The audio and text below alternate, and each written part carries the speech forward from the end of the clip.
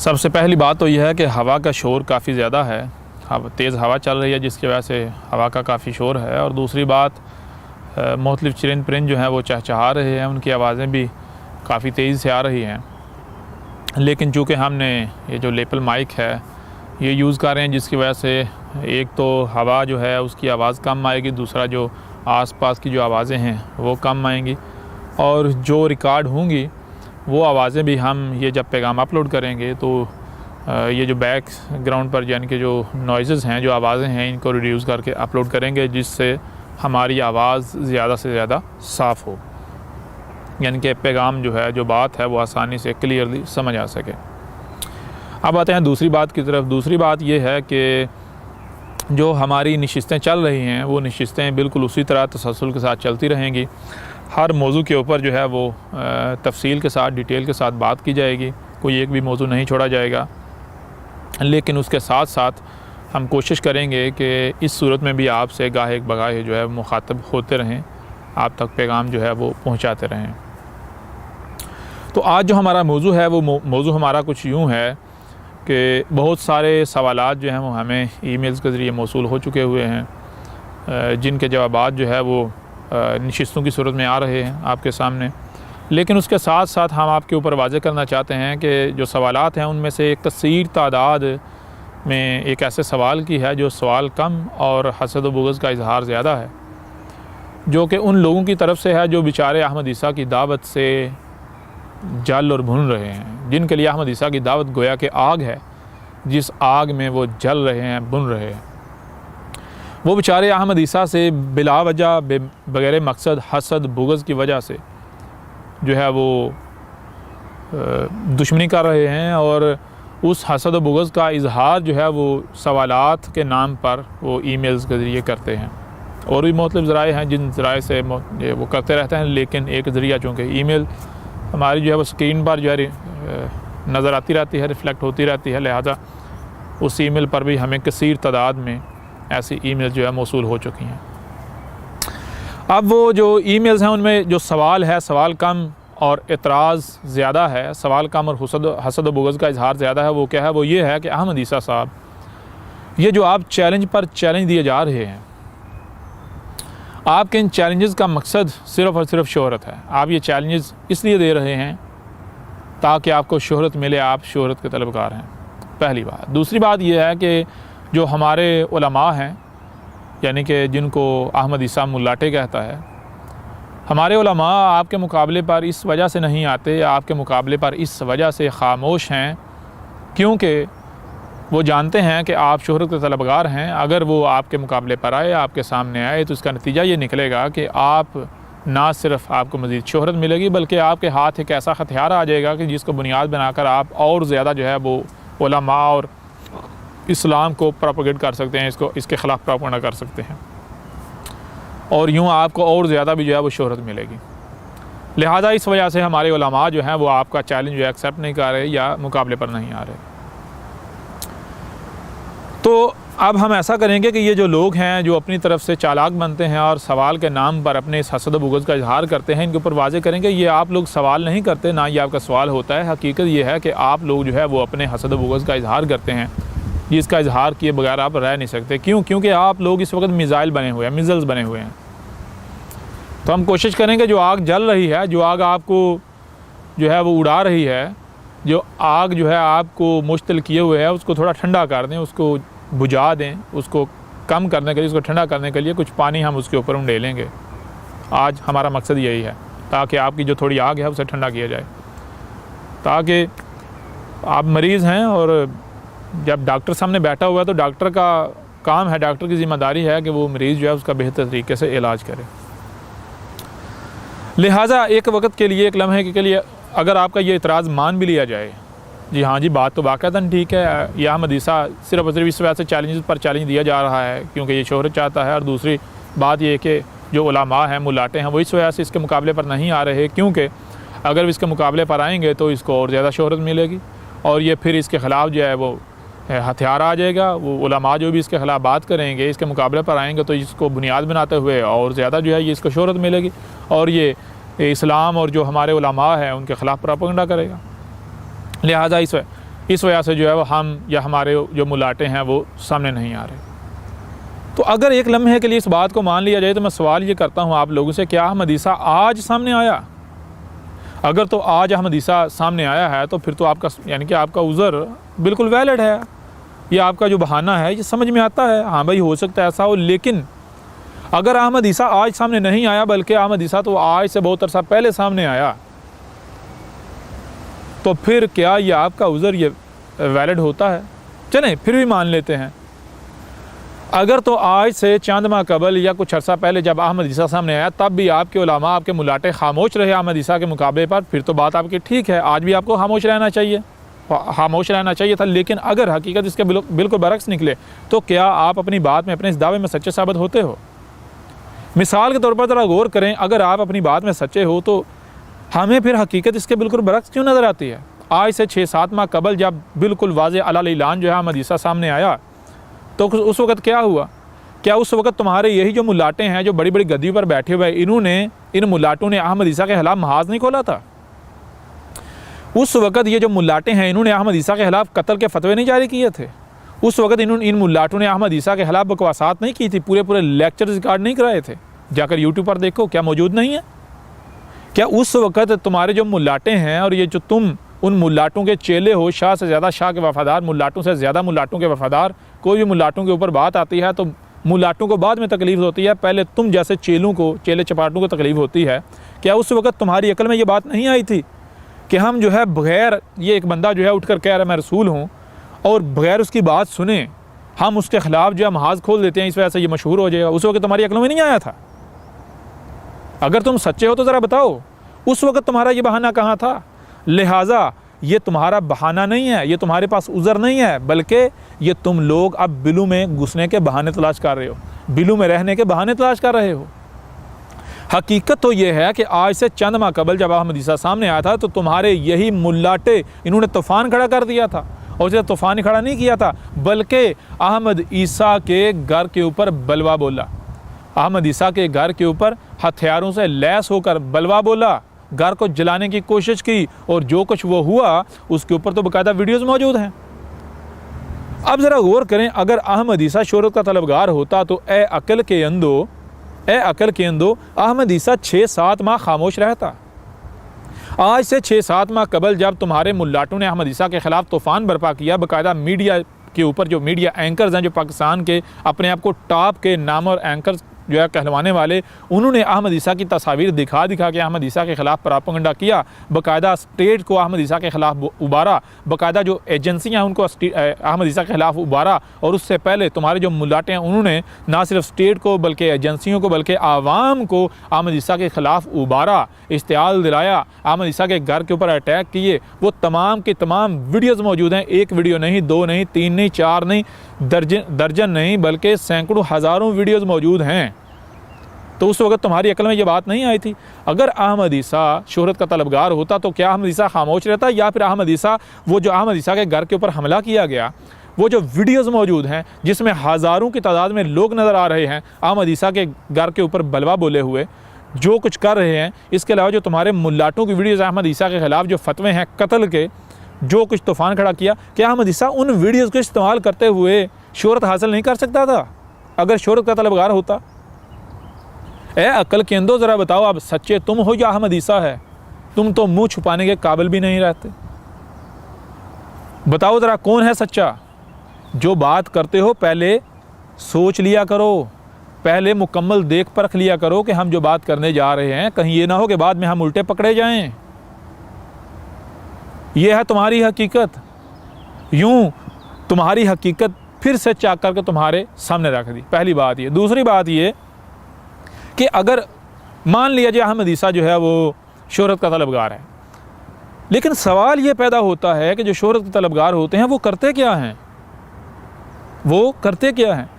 जो शोहरत के तलबगार होते हैं उनका मामला ये होता है कि वो बेबुनियाद होते हैं, उनकी कोई बुनियाद नहीं होती। वो क्या करते हैं? उनका मामला होता है जैसे बदनाम होंगे तो क्या नाम ना होगा। उन्होंने बदनाम होना होता है सिर्फ़ और सिर्फ इसलिए ताकि उनका नाम बन जाए, उनको शोहरत मिल जाए। और वो क्या करते हैं?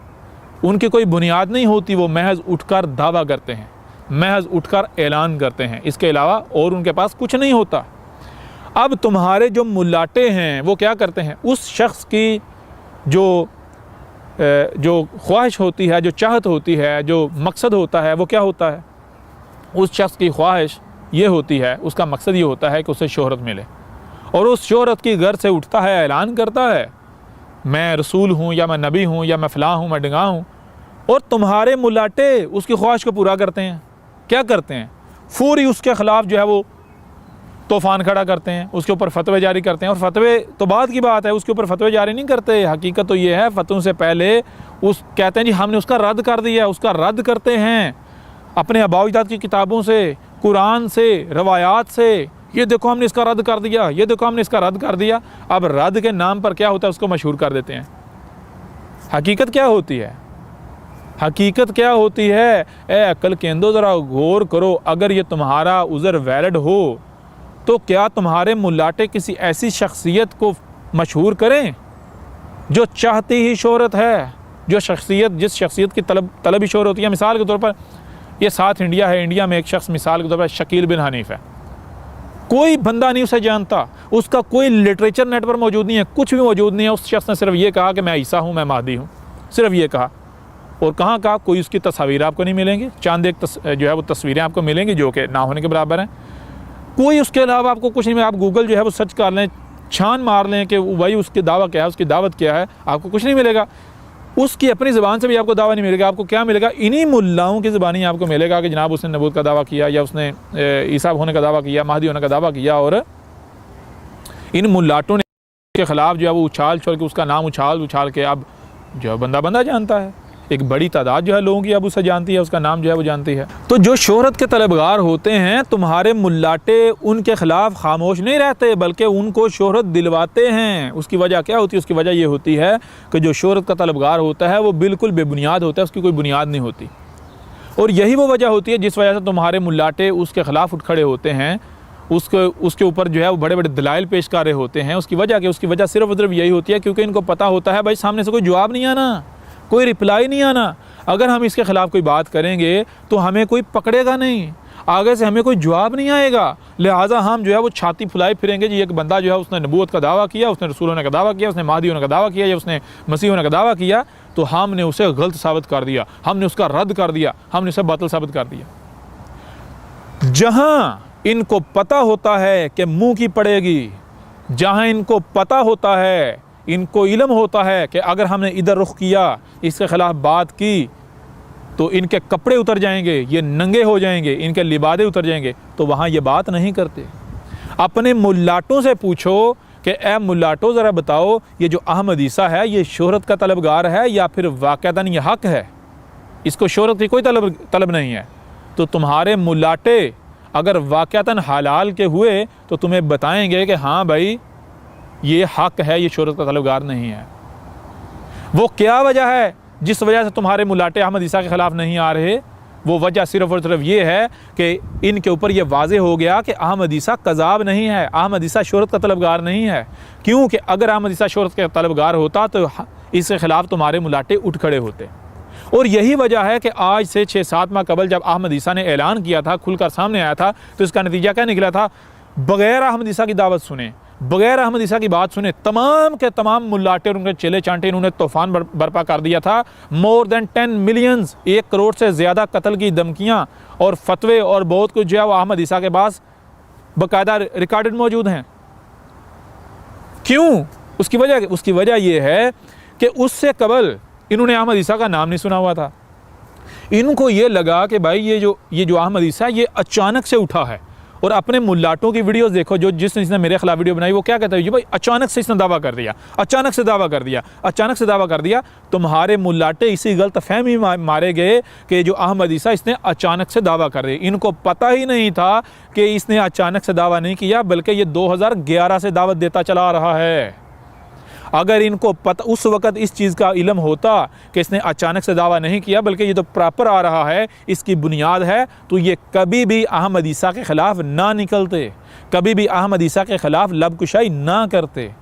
क्यों लाभ कुशाई की थी? उसकी वजह सिर्फ सिर्फ ये थी, इनको ये इल्म था, इनको ये लगा था कि ये भी एक शोहरत का तलबगार है, इसकी बुनियाद कोई है नहीं, ये उठा है, इसने दावा किया है, हम इसके खिलाफ जब यानी कि इसका यानी कि रद्द के नाम पर हम जो कुछ करेंगे तो हमारी बल्ले बल्ले हो जाएगी, आगे से इसकी तरफ से कोई जवाब आएगा नहीं। लेकिन जब ये अपनी खुराफात निकाल बैठे, जब ये बकवासात कर बैठे, फतवे लगा बैठे, जो इन्होंने करना सा कर बैठे, तो उसके बाद जब इनके सामने हकीकत आई कि नहीं भाई ये शोहरत का तलबगार नहीं है, ये बेबुनियाद नहीं है, बल्कि इसने तो इतनी मोटी अल किताब जो है वो सामने ला रखी है।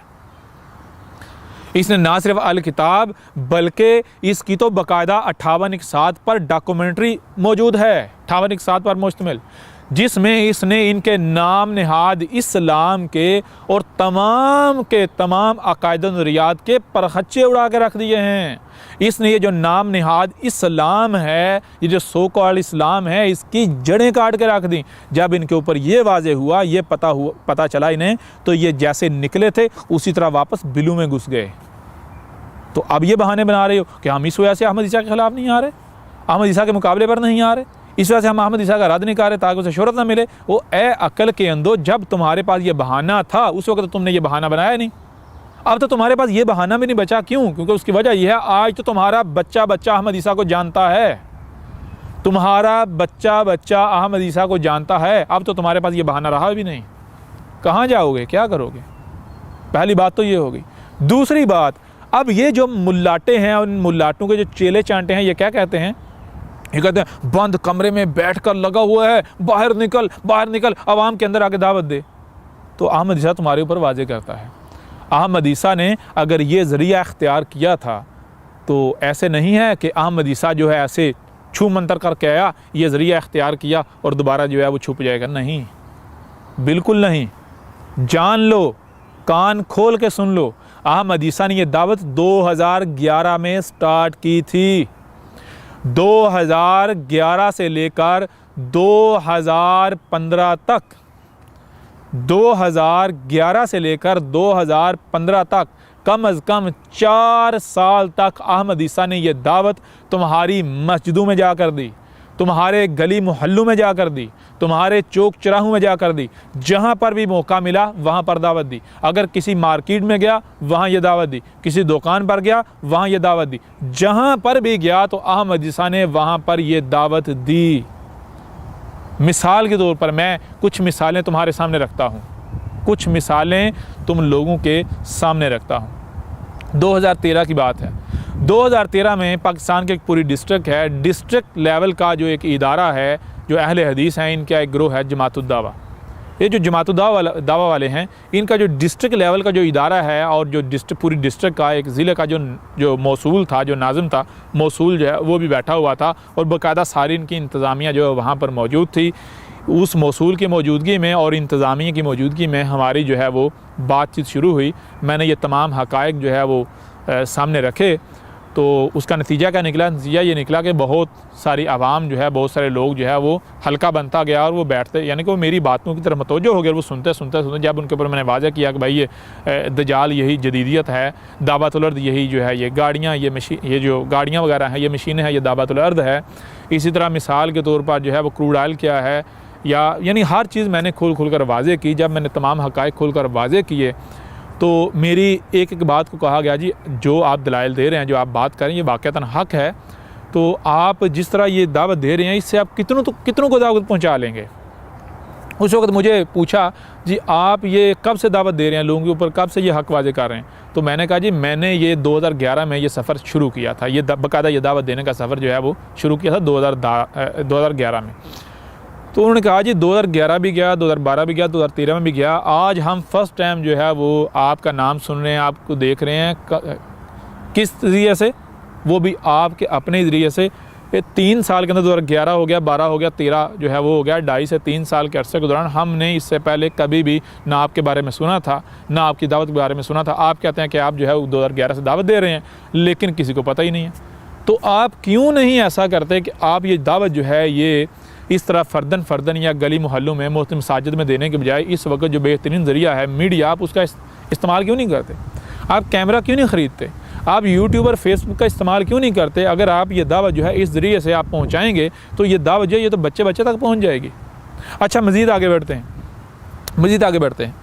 अब वहाँ पर आगे और क्या हुआ, वहाँ पर ये हुआ कि जब वो हल्का अहबाब जो है बढ़ना शुरू हो गया, तो वो जो उनका मसूल और जो इंतज़ामिया था, उन्होंने क्या किया, उन्होंने अब मुझे जो है वहाँ से भगाने की कोशिश करना शुरू कर दी। कि उनकी चाहत ये थी कि मैं अब उठूँ, अपनी बातों को बंद करूँ, दावत को जो है वो ख़त्म करूँ, बंद करूँ और यहाँ से निकलूँ। वजह क्या है? वजह ये है कि ये जो बातें बंदा कर रहा है, ये एक एक बात जो है वो लॉजिकल है, किसी बात को जुटलाया नहीं जा सकता, गलत साबित नहीं किया जा सकता। अब अगर हमारी जो आवाम है ये इसकी बातें सुन लेती है, क्योंकि जुम्मे के बाद का वक्त था, जुम्मे में यानी कि आवाम जो था वो कसीर तादाद जो है वो जमा हो गई, तो उन्होंने कहा अगर ये लोग बातें सुन लेते हैं इसकी, तो बाद में लोग हमसे सवालात उठाएंगे। ज़ाहिर बात है, लोगों के दिमाग में जो हमने दजाल के बारे में या जो बाकी दावतुल्लद के बारे में, याजूज माजूज के बारे में, दुखानिन के बारे में, या जो भी जितने भी अलामात व शरात हैं उनके बारे में, या महदी के बारे में, या ईसा के बारे में, अगर यानी कि ये चीज़ें जो हमने दिमागों में लोगों को ठोसी हुई हैं, उसके बरक्स सवाल आया, ये जो इससे दावत सुन रहे हैं, तो हम क्या जवाब देंगे? हमारे पास तो कोई जवाब नहीं होगा। लिहाजा इन्होंने कोशिश की मुझे वहाँ से निकालें।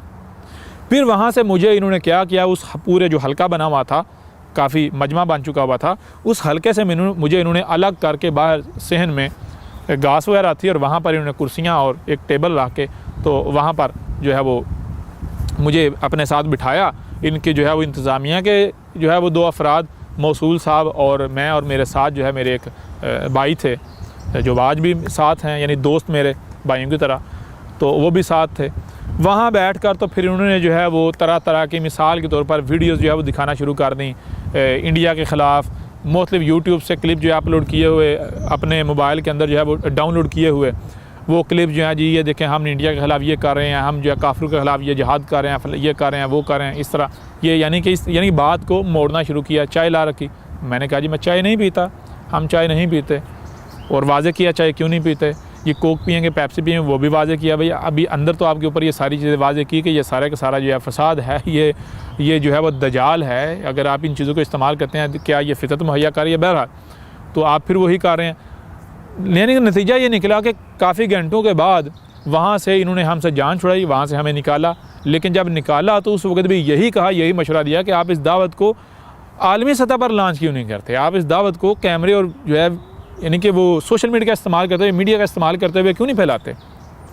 हमें ये मशवरा दिया गया। फिर इसके बाद 2013 की बात है, लाल मस्जिद, अगर वहाँ कैमरे लगे हुए हैं, उम्मीद है लगे होंगे, मैं एजेंसियाँ जो हैं उनको कहता हूँ कि लाल मस्जिद के आसपास ज़ाहिर बात है सिक्योरिटी कैम्स वगैरह जो है वो CCTV लगे हुए होंगे, जो है वो यकीनन लगे हुए हैं, और लगे उस वक्त भी लगे हुए थे, 2013 में भी लाल मस्जिद में भी होंगे, इतना बड़ा इदारा है, यकीनन होंगे।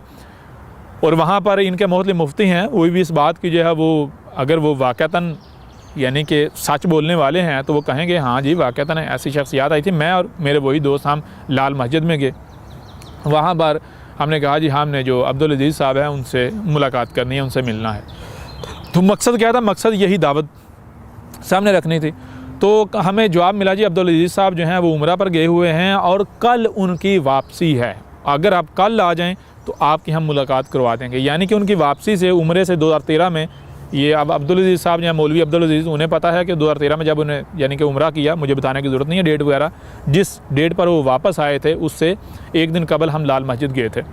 तो वहाँ पर इनके जो मुफ्तियान हैं, जो इनका जो दारुल इफ्ता था, वहाँ पर इन्होंने हमें बिठाया, और वहाँ जब बिठा के पूछा जी हाँ जी क्या यानी कि आपका कोई सवाल है, कोई मसला है या क्या? तो मैंने कहा कि भाई हमारा कोई सवाल नहीं है, कोई मसला नहीं है, हाँ कुछ हक़ाइक़ हैं, कुछ बातें हैं जो हम आप तक पहुंचाना चाहते हैं, और मकसद हमारा ये था कि जो अब्दुल अजीज़ साहब हैं उनके सामने ये हक़ाइक़ हम रखते। क्यों? उसकी वजह यह है कि वो हक़ के तलबगार हैं, लिहाजा उनके सामने हम हक़ रखना चाहते हैं। अगर ये वाक़तन हक़ है तो इसे तस्लीम करें, लोगों के ऊपर वाज़े करें। अगर ये हक़ नहीं है तो हमें बताएँ हक़ क्या है, ताकि हमारी इस्लाह हो जाए। तो उन्होंने कहा जी ठीक है, आप ऐसा करें, आपकी जो दावत है, जो बातें हैं, आप हमारे सामने रखें, तो हम जो है वो अब्दुल अजीज़ साहब तक जो है पहुँचा देंगे। मैंने कहा ठीक है, बजाय इसके कि आपको दोबारा आना पड़े, तो हम जो है आपकी दावत को पहुंचा देंगे। हाँ ठीक है।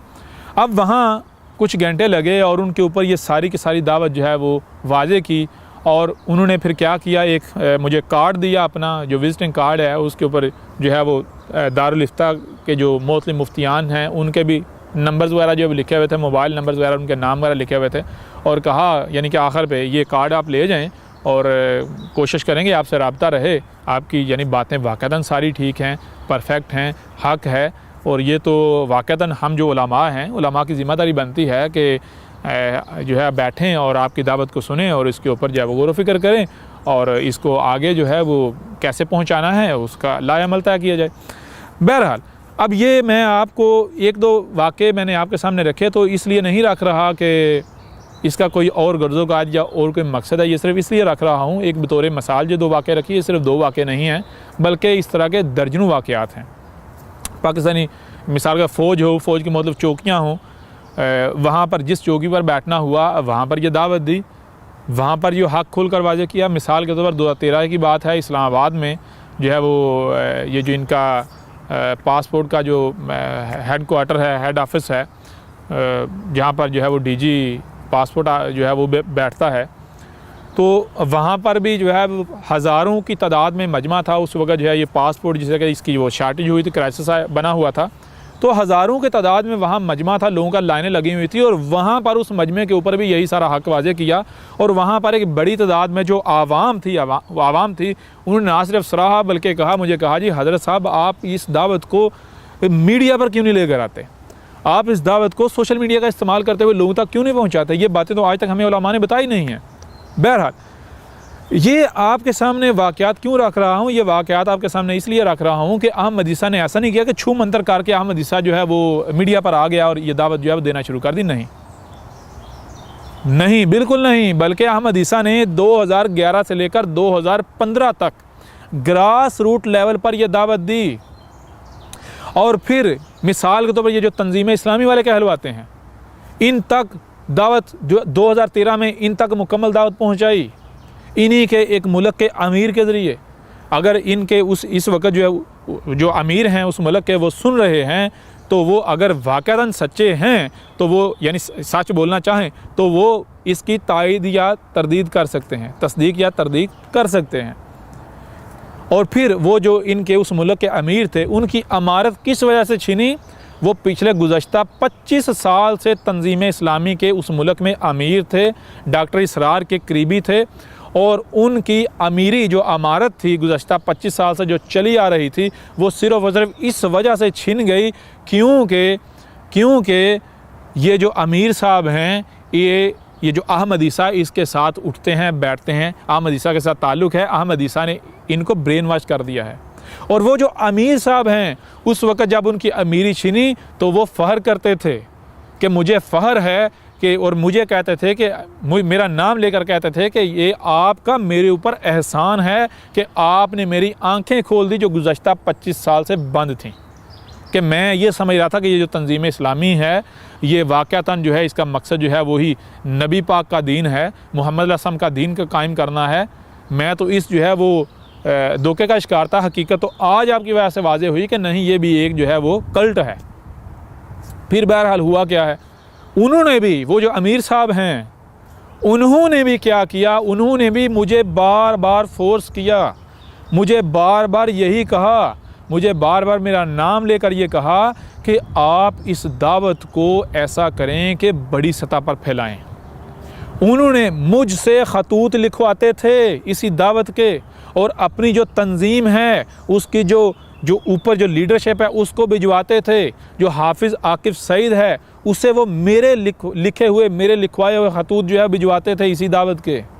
बाकी जो इनकी लीडरशिप है उन्हें खतूत भिजवाते थे और नतीजा क्या निकलता था, नतीजा ये निकलता था कि उधर से फतवे आ जाते थे। अमीर साहब, मैं नाम नहीं लूँगा क्योंकि बाद में नाम लेना पड़ा तो नाम भी लेंगे, अमीर साहब जो हैं उनके ऊपर फतवे आ गए कि आप जिस बंदे के साथ उठ बैठ रहे हो, जिस बंदे के साथ आपका ताल्लुक़ है, ये आपको गुमराह कर रहा है, ये आपको मकसद से हटा रहा है, लिहाजा आप ऐसा करें इस शख्स को छोड़ दें, इससे ताल्लुक़ तोड़ लें, वरना आपको हम तंजीम से निकाल देंगे, आपको अमारत से फ़ारग कर देंगे। जो आप अमीर हैं ना उस पूरे मुल्क के तंजीम इस्लामी के, आपको अमारत से फ़ारग कर देंगे। उन्होंने फिर मुझे बताया जी ये चीज़ें आ रही हैं अमीर साहब की तरफ से। किस तरफ से? हाफिज़ आकिफ़ सईद की तरफ से ये बातें आ रही हैं। तो मुझे बताएं मैं क्या करूं। मैंने कहा ये फ़ैसला तो आपने करना है। अगर तो आपको लगता है कि मैं हक़ कह रहा हूं, मेरी बातें हक़ हैं, तो फिर ये आपको तय करना है कि आपने हक़ का इंतखाब करना है या फिर बातिल का। तो ख़ुद उन्होंने कहा कि आपकी वजह से तो मेरे ऊपर तंजीम इस्लामी का दजल चाक हो गया। तो फिर उस मुल्क की जो तंजीम इस्लामी की जितनी क़यादत है या जितनी आवाम है वो अक्सरियत जो है उनके ख़िलाफ़ होगी, उनसे दूरी जो है वह इख्तियार करना शुरू कर दी। बहरहाल उसके बाद क्या हुआ, यानी उन्होंने भी, वो जो अमीर साहब थे तंजीम इस्लामी के, उन्होंने भी मेरे ऊपर बार बार यही चीज़ डाली, यही दबाव डाला। उन्होंने बार बार यही कहा कि आप ऐसा करो, इस दावत को पब्लिक में लेकर आओ। और पब्लिक में लेकर आने का सबसे बेहतरीन ज़रिया ये है कि आप मीडिया का, सोशल मीडिया का इस्तेमाल करो। बहरहाल अच्छा होता क्या है, 2011 से लेकर 2015 तक अहमद ईसा ग्रास रूट लेवल पर यह दावत देता है। 2011 से लेकर 2015 तक अहमद ईसा ग्रास रूट लेवल पर दावत देता है। और 2013 में क्या होता है, 2013 में पाकिस्तान में, यानी कि जब अहमद ईसा दावत दे रहा होता है तो पाकिस्तान की जो एजेंसियां हैं वो अहमद ईसा के पीछे लग जाती हैं। एक दिन का फ़र्क पड़ता है, अहमद ईसा की इस दावत की वजह से अहमद ईसा को किडनैप करने की कोशिश की जाती है और अहमद ईसा ऐन वक्त से पहले वहाँ से बच निकलता है। यानी कि जिस दिन अहमद ईसा को पकड़ने के लिए छापा मारा गया उससे चंद घंटे पहले अहमद ईसा वहाँ से निकल गया। तो अब ज़ाहिर बात है, अब अहमद ईसा वहाँ कैसे रह सकता है। अहमद ईसा के ऊपर जब ज़मीन तंग हो गई, अब दो ही सूरतें हैं, या तो अहमद ईसा उनके हत्थे चढ़ जाए और ये आवाज़ बंद हो जाए, या फिर दूसरी सूरत यह है कि अहमद ईसा जो है वो डटे और इस आवाज़ को दुनिया तक पहुँचाए, इस पैगाम को दुनिया तक पहुँचाए। लेकिन अब अहमद ईसा क्या करेगा? अहमद ईसा तो वही करेगा जो हक़ है। अहमद ईसा ने कहा कि तुम लोगों ने मेरे साथ दुश्मनी करनी है, तुम दुश्मनी करो। अहमद ईसा वो करेगा जो हक़ है। लिहाजा अहमद ईसा फिर डटा। अहमद ईसा ने फिर ग्रास रूट लेवल से उठकर ये जो यानी कि आलमी सतह है, जहाँ जहाँ भी उर्दू बोलने वाले हैं, उस सतह पर यह आवाज़ पहुँचाने के लिए इन ज़राए का इंतखाब किया। फिर अहमद ईसा ने जब हक़ दुनिया के सामने लाया है तो ज़रा आप अपनी अफवाज को पूछ लें, अपनी गुज़श्ता हुकूमत को पूछ लें, अपनी जो आपकी जो ये जो वज़ारत सेहत है या वज़ारत साइंस और टेक्नोलॉजी है या फिर वज़ारत ये फूड वगैरह है, इससे पूछ लें कि जो मुल्क के अंदर, ख़ास करके पंजाब के अंदर जो कॉलेजों में, स्कूलों में कोल्ड ड्रिंक्स पर पाबंदियाँ लगीं, जो खुराक के ऊपर क्रैकडाउन हुआ, वो किस वजह से हुआ? अहमद ईसा की किताब की वजह से हुआ। अहमद ईसा ने सबसे पहले क्या किया, ये जो रिज़्क़ है इसके ऊपर किताब लिखी कि रिज़्क़ किस तरह तबाही मचाता है, रिज़्क़ की अहमियत और हैसियत क्या है, जो आप खाओगे वही बनोगे। अहमद ईसा ने जब ये हक़ाइक़ वाज़े किए, एक एक शय के बारे में हक़ाइक़ वाज़े किए, वो जो किताब है वो तकरीबन 3 लाख से ज़ायद अफराद ने डाउनलोड की। वो किताब हर इदारे तक गई, हर जगह तक गई। उस किताब का फ़ीडबैक, यानी इतना फ़ीडबैक आया कि मुझे हर तरफ से यही कहा गया कि आप इस दावत को पब्लिकली क्यों नहीं लेकर आते। मुख्तलिफ़ यूनिवर्सिटियों के प्रोफेसर्स की तरफ से फ़ीडबैक आया, फ़ौज के जो आला अहदेदारान हैं, अफसरान हैं, जो ब्यूरोक्रेट्स हैं, उनकी तरफ से आया, मुख्तलिफ़ जो डॉक्टर्स हैं उनकी तरफ से आया, कि आप इंजीनियर्स हैं उनकी तरफ से आया। हर तरफ से ये यानी कि मुख्तलिफ़ जो अपने आप को उलमा कहलवाते हैं, जो वाक़अतन अपने आप कहले, उनकी तरफ से भी आया। और मिसाल के तौर पर यहाँ तक कि ये जो लाल मस्जिद वाले मुल्ला अब्दुल अजीज़ साहब हैं, मुल्लाटा ये जो है, इस मुल्लाटे ने क्या किया, इस मुल्लाटे ने और ये जो लाल मस्जिद, इन्होंने अहमद ईसा की उस दावत को अपने नाम से मंसूब करके फैलाना शुरू कर दिया। अहमद ईसा का लिटरेचर लेकर तो उसको अपने नाम से मंसूब करके आगे फैलाना शुरू कर दिया। बहरहाल ये सारे सबूत अहमद ईसा के पास हैं। ऐसा नहीं कि अहमद ईसा हवा में बातें कर रहा है, यह अहमद ईसा जो हक़ाइक़ हैं वो सामने ला रहा है। तुम लोगों के ऊपर ये जो तुम कहते हो ना, छुप कर बैठा हुआ है, कमरे में घुस के बैठा हुआ है, छुप के बैठा हुआ है, कमरे में घुस के बैठा हुआ है, तो ये तुम्हें परेशान होने की ज़रूरत नहीं है। अहमद ईसा ना कभी छुपा था, ना छुपेगा, ना छुपा है, ना छुपा था, ना छुपा है और ना ही छुपेगा। अहमद ईसा तो मैदान में मौजूद है। अब ये तो बिल्कुल ऐसा ही है कि जो तुम्हारे मुल्लाटे हैं वो कहाँ बाहर बैठ के वीडियो रिकॉर्डिंग करते हैं या फिर अंदर कमरों में बैठ के रिकॉर्डिंग करते हैं। ये जो मुख्तलिफ मीडिया वाले हैं, ये जो प्रोग्राम करते हैं, ये बाहर खुली हवा में करते हैं या फिर बंद कमरों में करते हैं। ऐसे में अगर उनको ये कहा जाए कि बाहर निकल के प्रोग्राम क्यों नहीं करते, ये बंद कमरों में रहकर क्यों करते हो, तो अक्ल केंद्रों ज़रा गौर करो। ऐसी बात करने वाला, उसकी अक्ल ठिकाने पर हो सकती है? ऐसा शख्स जो है वो अक्लमंद हो सकता है? ऐसी बात करने वाला अक्लमंद हो सकता है या इंतहाई बेवकूफ़ होगा, उससे बड़ा कोई बेवकूफ़ हो ही नहीं सकता। बहरहाल ये बातें क्यों आपके सामने रखी जा रही हैं? ये बातें इसलिए आपके सामने रखी जा रही हैं कि अहमद ईसा जो है वो ऐसा नहीं हुआ कि उठकर छू मंतर करके तो सामने आ गया, नहीं। अहमद ईसा की अपनी एक तारीख है। तो अहमद ईसा छू मंतर करके सामने नहीं आ गया, बल्कि अहमद ईसा ग्रास रूट लेवल से आया है, स्टेप बाय स्टेप आगे बढ़ता बढ़ता स्टेज पर आया है। और इससे पहले अगर तुम लोग अंधे थे, तुम्हारे कान बांध थे, तुम्हारी आंखें बांध थी, इसमें अहमद ईसा क्या कसूर है? लिहाजा ना तो अहमद ईसा जो है वो शोहरत का तलबगार है और ना ही अहमद ईसा छू मंतर करके सामने आ गया, बल्कि अहमद ईसा ने 2016 में, 2017 में, 2018 में क्या किया? डॉक्यूमेंट्री सामने लेकर आया, बाकायदा किस्त वाइज एक एक बात को हर लिहाज से, हर पहलू से खोल कर सामने रखा। और मज़े की बात यह है कि अगर अहमद ईसा शोहरत का तलबगार होता तो अहमद ईसा उस डॉक्यूमेंट्री में अपना नाम बताता, अपनी शक्ल दिखाता। मज़े की बात यह है 2016, 2017, 2018 जब अहमद ईसा डॉक्यूमेंट्री पेश कर रहा है, दुनिया में किसी को ये नहीं पता कि ये डॉक्यूमेंट्री पेश करने वाला कौन है। नाम नहीं बताया, शक्ल नहीं दिखाई, हालांकि जो डॉक्यूमेंट्री है उसके मिलियंस में व्यूज़ थे, मिलियंस में, सैकड़ों जगहों पर, हज़ारों जगहों पर लोग अपलोड करते थे, हज़ारों कमेंट्स, हज़ारों लाइक्स, यहाँ तक कि एक एक पार्ट के एक एक किस्त के 50-50 हज़ार शेयर्स होते थे, 60-60, 70-70 हज़ार शेयर्स होते थे, 2-2 मिलियन, 3-3 मिलियन, 4-4, 5-5 मिलियन व्यूज़ होते थे फेसबुक पर। और किसी एक जगह पर अपलोड नहीं हुई थी, सैकड़ों हज़ारों जगहों पर। हर शख्स ये कहता था कि भाई ये डॉक्यूमेंट्री बनाने वाला कौन है, इसके पास इंतहा का इल्म है, इसने तो हर बात खोल खोल कर रख दी। अक्सरियत ये कहती थी भाई सामने आओ, हम आपको देखना चाहते हैं, हम आपको देखना चाहते हैं, आप हो कौन? आप तो इंतहाई बड़ा दिमाग हो, आपके पास तो बहुत इल्म है, आपने तो एक एक बात खोलकर वाजे कर दी, आपने तो हर एक का दजल चाक कर दिया। फिर भी अहमद ईसा सामने नहीं आया, फिर भी अहमद ईसा सामने नहीं आया, बल्कि उसके बाद अल किताब जब तक नहीं आई अहमद ईसा सामने नहीं आया। अहमद ईसा उस वक़्त सामने आया जब हर एक तक ये दावत पहुंच गई, हर एक तक दावत पहुंच गई। जब हर एक तक बात पहुंच गई, दावत पहुंच गई, उसके बाद अहमद ईसा सामने आया। अहमद ईसा ने ऐलान किया, क्यों? क्योंकि अहमद ईसा को इल्म था, अगर मैं पहले ही शुरू में ही आकर यह कहूं कि मैं अल्लाह का रसूल हूं, तो मुल्लाटों ने ग्राउंड ही ऐसी बना दी हुई है कि लोग हसद और बुग़्ज़ की वजह से इस बात को सुनेंगे ही नहीं, इस दावत को सुनेंगे ही नहीं।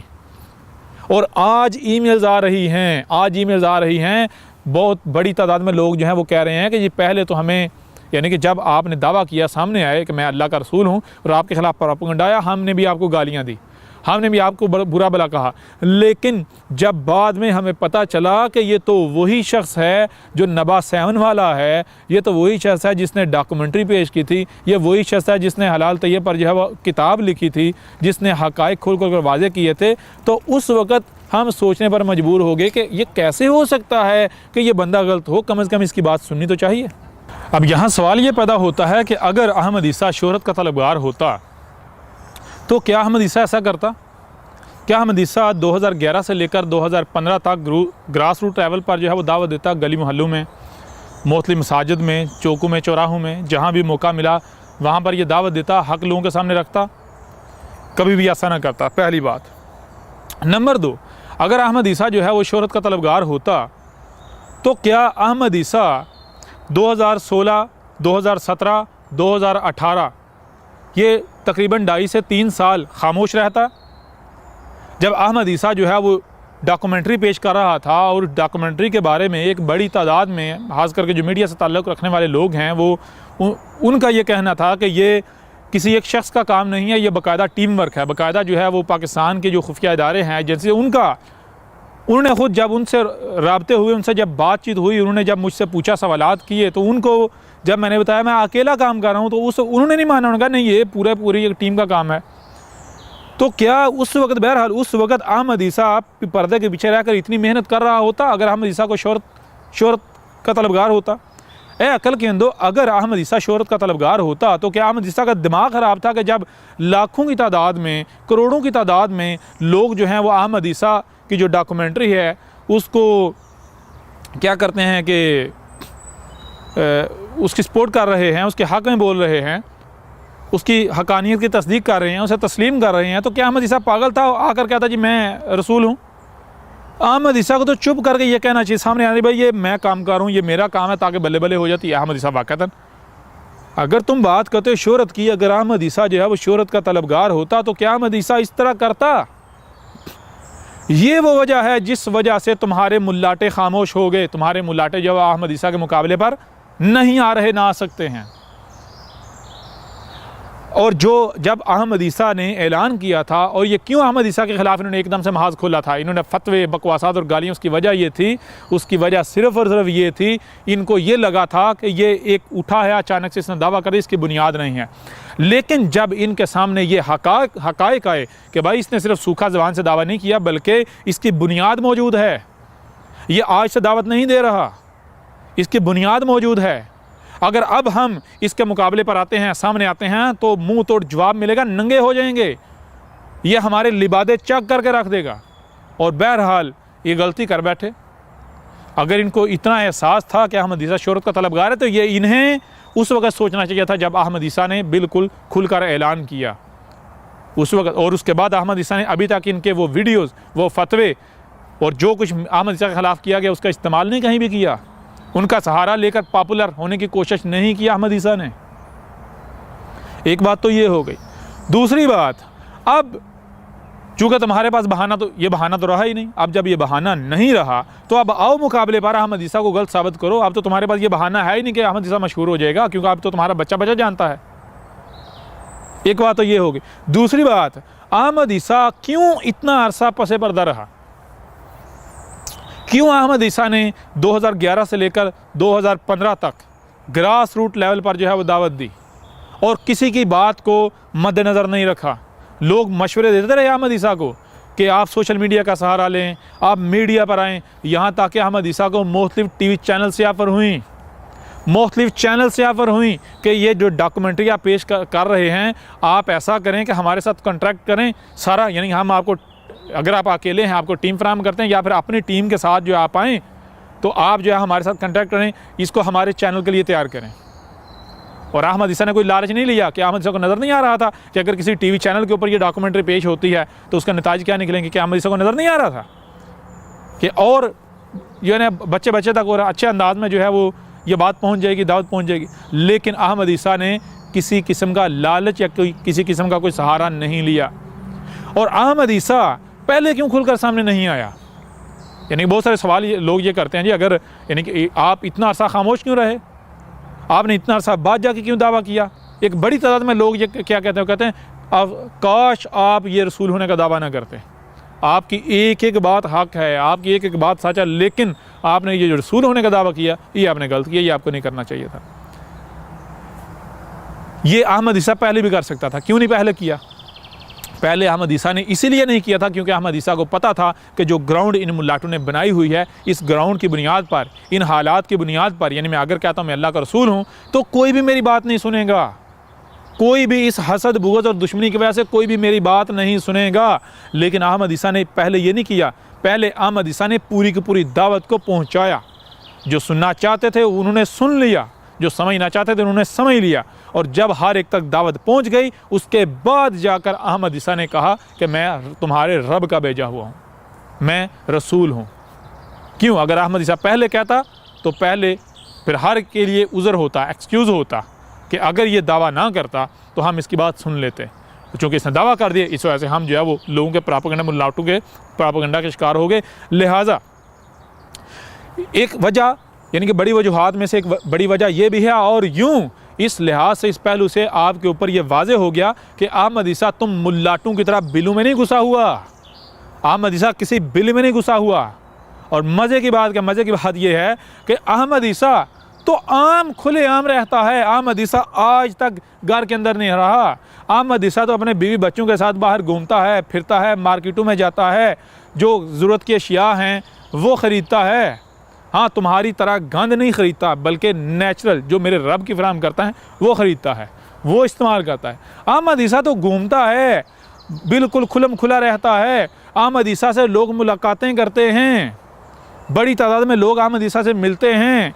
बहुत यानी कि कई लोग तो ऐसे हैं कि जो देख कर पहचान जाते हैं, तो वो जब मिलते हैं तो वो जब यानी कि जब मिलते हैं तो जो रवैया देखते हैं, तो रवैया देख के उनको खुद कहने पर मजबूर हो जाते हैं कि आपके बारे में हमने क्या कुछ सुन रखा था, लेकिन जब हम आपसे मिले हैं, मुलाकात की है, तो आप तो बिल्कुल एक यानी कि ज़मीन आसमान का फ़र्क है। आप तो एक ऐसी शख्सियत हैं, आप में कोई गरूर नहीं है, कोई तकब्बुर नहीं है, आप में कोई लालच नहीं है, आपको कोई गर्ज नहीं है, आपकी चमड़ी में कोई डर नहीं है, कोई खौफ नहीं है। अगर अहमद ईसा को कोई डर खौफ होता तो अहमद ईसा इस तरह खुलकर सामने आता। वो है अक्ल केंद्र, तो अक्ल तो इस्तेमाल करो। नहीं इस्तेमाल करोगे मेरा क्या जाएगा, मेरा क्या बिगड़ेगा। कोई इस दावत को मानता है माने, नहीं मानता ना माने, खड्डे में जाओ, मारे जाओगे। मैं तो बार बार कह रहा हूँ, ये मजाक नहीं चल रहा, यह मजाक नहीं चल रहा। कुरान में जो नूह और कौम नूह का जिक्र है, क्यों है? क्या वो किसे कहानियाँ हैं? कुरान में कौम आद और हूद का जिक्र है, क्या ये किसे कहानियाँ हैं? कुरान में कौम समूद और साले का जिक्र है, क्या ये किसे कहानियाँ हैं? कौम मदियन और शुएब का जिक्र है, क्या ये किसे कहानियाँ हैं? क्या ये तुम लोगों को लगता है कि कुरान में असातिरुल अवालीन है?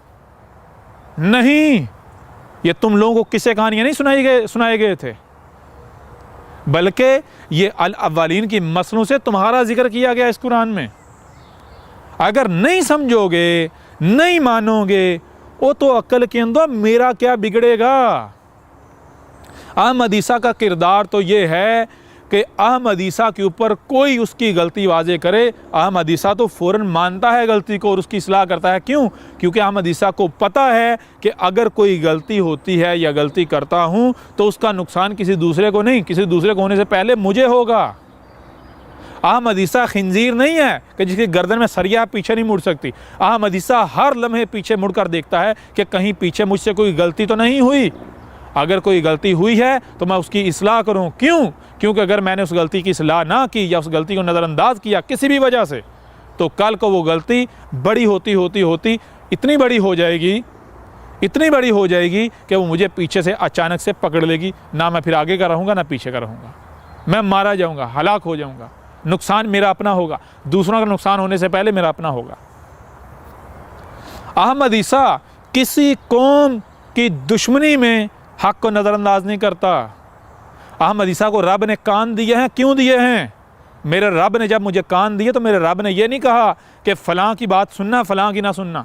मेरे रब ने मुझे आंखें दी तो मेरे रब ने यह नहीं कहा कि फ़लाँ की दावत को देखना, फ़लाँ की ना देखना, फ़लाँ जो दिखा रहा है वो देखना, फ़लाँ जो दिखा रहा है वो ना देखना। बल्कि मेरे रब ने जब मुझे कान और आंखें दी तो कहा कि तुझे कान दिए तो किस लिए? इसलिए दिए ताकि जो भी आवाज़ सुनाई दे रही है उसे सुन, जो भी दिखाई दे रहा है उसे देख। ये आंखें इसलिए दी गई। फिर जो सुनाई और दिखाई दे रहा है उसे समझ। उस वक्त तक अमल नहीं करना जब तक तू उसे समझ नहीं लेता। जब तू समझेगा तो फिर देख इसमें से क्या हक है और क्या बात है। जो हक है उसको अपनाना है, उसको इम्प्लीमेंट करना है, उसके ऊपर अमल करना है, उसके ऊपर कायम होना है, उसके ऊपर डटना है। और जो हक साबित नहीं होता उसे नज़रअंदाज कर देना है। लिहाजा अगर कोई अहमद ईसा को गालियाँ देता है, बकवासात करता है, तोहमतें लगाता है, मलामतें करता है, वो तो अहमद ईसा का क्या बिगड़ेगा। अकल के अंदर तुम जाओगे, हलाकत तुम्हारे सर पर खड़ी हुई है। और फिर यहाँ एक और बात हो सकता है, और ये है भी क्योंकि ईमेल्स भी आ रही, बहुत सारे मुल्लाटे और उनके चेले क्या कहते हैं, वो कहते हैं कि तू हमें ये जो डराता है अजाब से, तू सिर्फ इसलिए डराता है ताकि तेरे डर से हम तेरी बात मान, इस डर से तेरी दावत मान लें, तुझे रसूल मान लें। वो अकल के अंदर मुझे अपनी तरह बेवकूफ़ समझा हुआ है।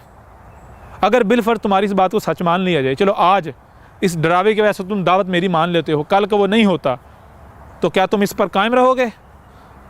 क्या कल को कहोगे नहीं ये तो भाई गलत साबित हो गया, बातिल है, झूठा साबित हो गया?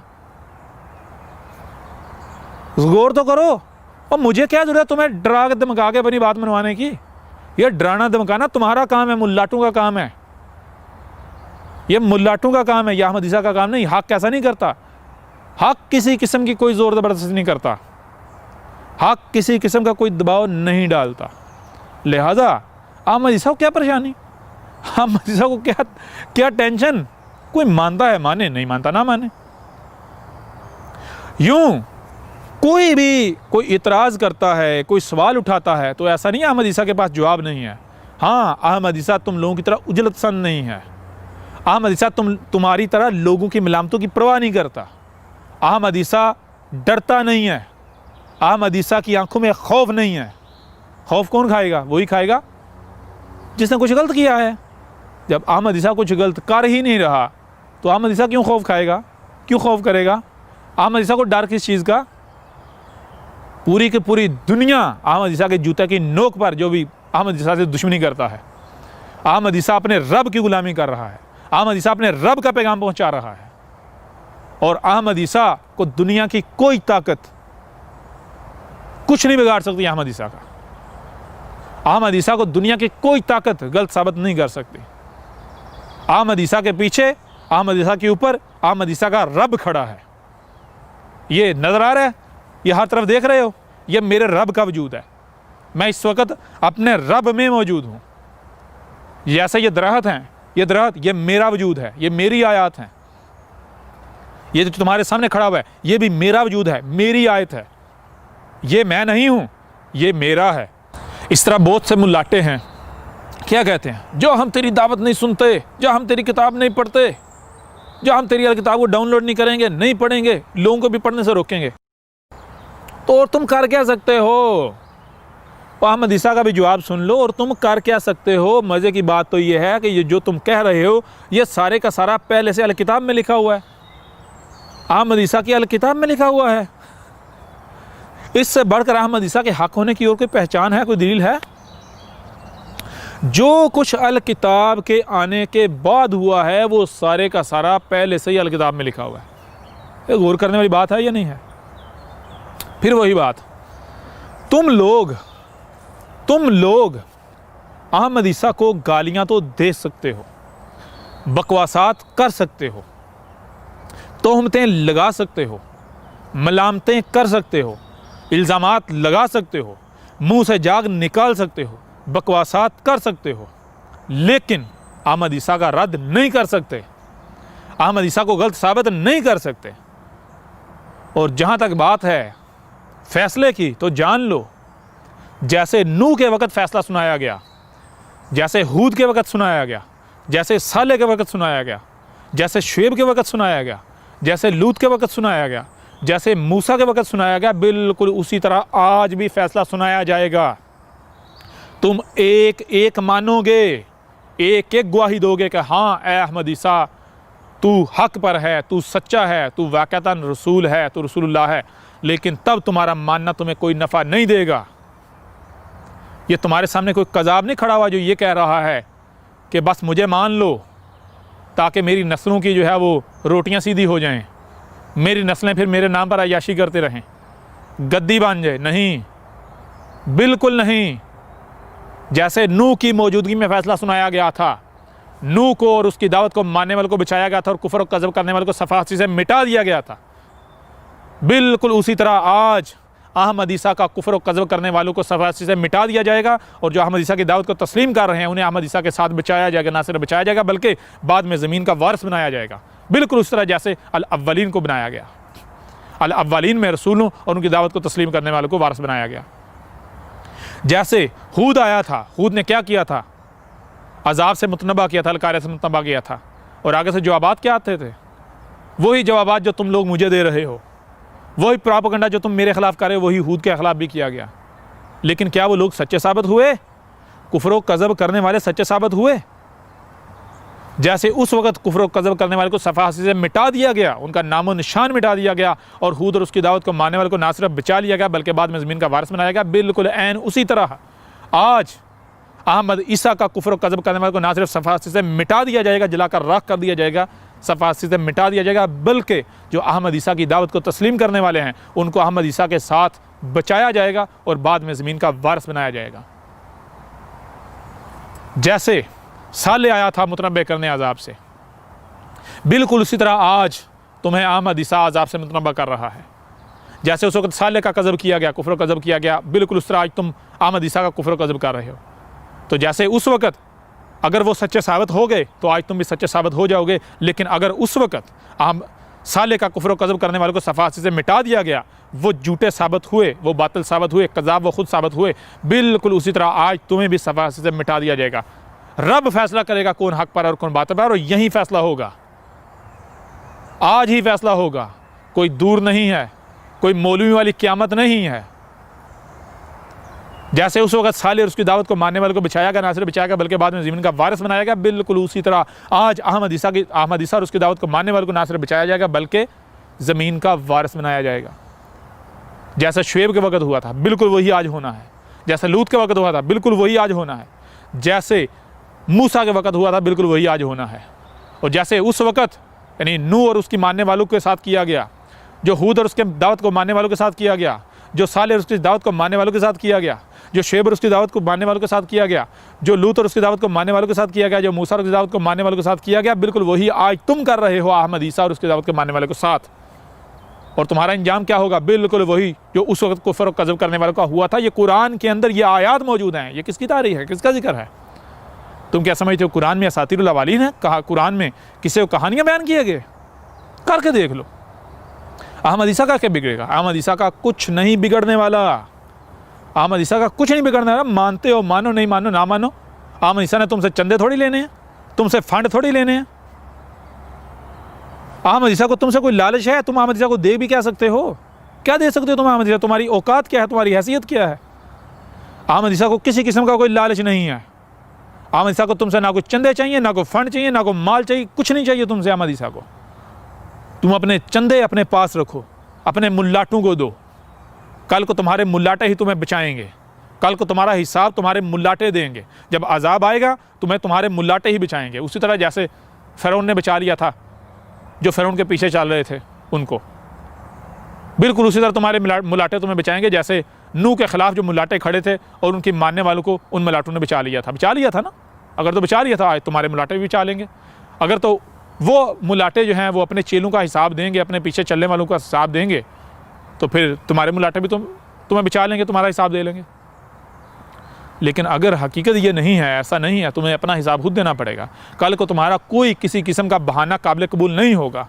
तुमसे पूछा जाएगा क्या तुम में तुम्ही से तुम्हारी आवाज़ में, तुम्हारी ज़बान में, तुम्हारी पर हक खोल कर वाज़े नहीं किया था? तुम लोग मानोगे हाँ ए अल्लाह, हम ही से एक बशर आया था, वो निदा लगाता रहा, वो आवाज़ें देता रहा, वो हक खोल कर वाज़े करता रहा, लेकिन हमने अपने कान बंद कर लिए, हमने अपनी आंखें बंद कर लीं, हमने अपने दिमागों पर ताले लगा लिए थे। क्यों? इन मुल्लाटों के पीछे, लिहाजा इन्हें सज़ा दे। मुल्लाटे क्या कहेंगे? मुल्लाटे कहेंगे हमने तुम्हें मजबूर किया था, हमने तुम्हें मजबूर किया था, हम तो तुमसे बड़े गुमराह थे, लिहाजा ना आज हम तुम्हारा हिसाब नहीं देंगे, अपना हिसाब खुद दो, हमने तुम्हें मजबूर थोड़े किया था। याद करो, अगर हम तुम्हें कहते आग में छलांग लगाओ, हम तुम्हें कहते कुएं में छलांग, तो तुम छलांग लगा देते? नहीं, बल्कि ये तुम्हारी अपनी ख्वाहिशात थी, तो अपनी ख्वाहिशात की इत्बा में हमारे पीछे चल रहे थे। हम तो वही दीन पेश करते थे, वही बात करते थे जो तुम्हारी ख्वाहिशात होती थी।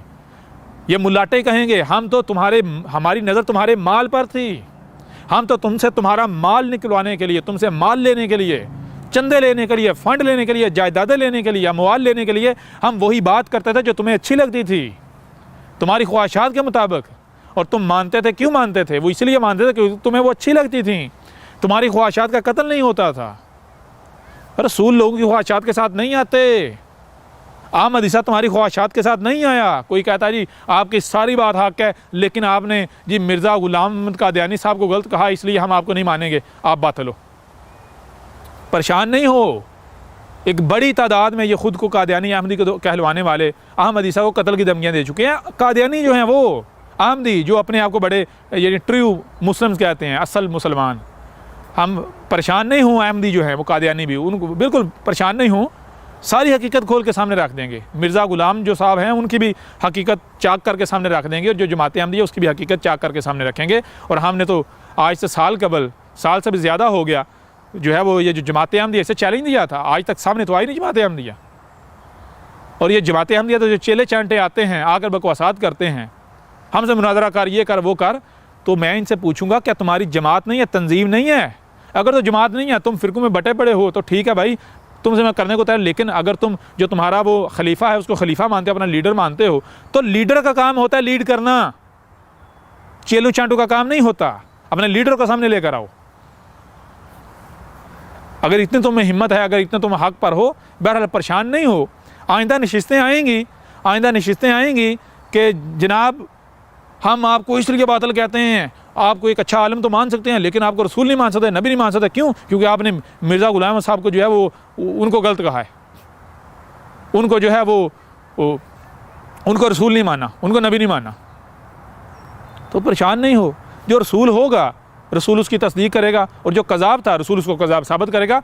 और अगर तुम लोग डॉक्यूमेंट्री देख लो तो तुम्हारे ऊपर वाज़ेह हो जाए, डॉक्यूमेंट्री के अंदर जो है मिर्ज़ा गुलाम जो है उसकी हकीकत सारी चेक करके रख दी हुई है, चेक करके रख दी हुई है। एक बार देखो तो सही, अहमद ईसा की किताब को पढ़ो तो सही। लेकिन तुम्हारा मामला क्या है? तुम जो अपने आप को ट्रू मुस्लिम कहलवाने वाले हो, कादियानी अहमदी, और तुम तो जो मुसलमान हैं उनसे भी बाज़ेदार हो, तुमने तो उनसे भी बड़े ताले लगाए हुए हैं। तुम भी तो उसी पर चाले जिस पर तुम लोगों ने अपने बाउजाद को पाया। तुम कौन सा गौर फिक्र कर रहे हो? तुम भी तो अंधे मुकल्लद बने हुए हो। तुम्हें तो खुद नहीं पता मिर्ज़ा गुलाम अहमद कादियानी ने लिखा क्या अपनी किताबों में। पहले उसका लिटरेचर तो पढ़ लो, अहमद ईसा पर इल्ज़ामात बाद में लगाना। परेशान नहीं हो, एक एक बात का जो है जवाब दिया जाएगा अपने वक्त पर, हर चीज़ खोल कर सामने रखी जाएगी। हैरानगी वाली बात यह है कि जो खुद को अहमदी कहलवाते हैं कादियानी, वो अहमद ईसा को कह रहे हैं बिल्लों चूहे की तरह बिल में घुसा हुआ है, बाहर निकल के लोगों का सामना कर, बाहर निकल लोगों का सामना कर। क्या बात है भाई, कितने बड़े अहले हक हो। ये अहले हक होने की पहचान है। हाँ, मेरे साथ तुमने कुश्ती करनी है? हाँ, कुश्ती करनी है, बताओ कहाँ आना है।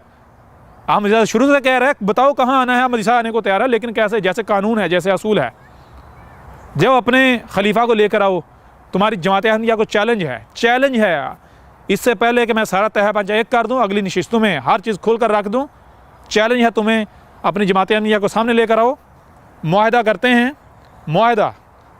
उस मुआहदे के मुताबिक बात होगी। जो बातिल साबित होगा वो हक़ की गवाही देगा, ऐलान करेगा, और अगर वो हक़ ऐलान नहीं करता तो उसका बातिल होना दुनिया के ऊपर वाज़ेह हो चुका। अहमद ईसा मुआहदे के मुताबिक जो जगह तय होगी अहमद ईसा वहाँ आएगा, वहाँ पर रहकर बाकायदा लाइव डिबेट होगी, एक एक मौजू पर एक एक मसले पर बात होगी। अहमद ईसा जमात अहमदिया का और मिर्ज़ा गुलाम अहमद कादियानी को बातिल और कज़ाब साबित करेगा, और तुम्हारे ऊपर लाज़िम है कि तुम अहमद ईसा को कज़ाब साबित करो, फैसला हो जाएगा। कोई परेशानी है? कोई परेशानी नहीं। हिम्मत करो, मैदान में आओ। क्यों नहीं आते मैदान में? अहमद ईसा कौन है? क्या आप अहमद ईसा को जानते हैं? अहमद ईसा वो है जिसने उन बातों पर से पर्दा उठाया है जिस पर आज हर कोई इख्तलाफ कर रहा है। हक और बातिल की पहचान अब इंतहाई आसान। आज ही अल किताब को डाउनलोड करें। मजीद वीडियोस के लिए अहमद ईसा के YouTube चैनल को विजिट करें और चैनल को सब्सक्राइब करना मत भूलिएगा।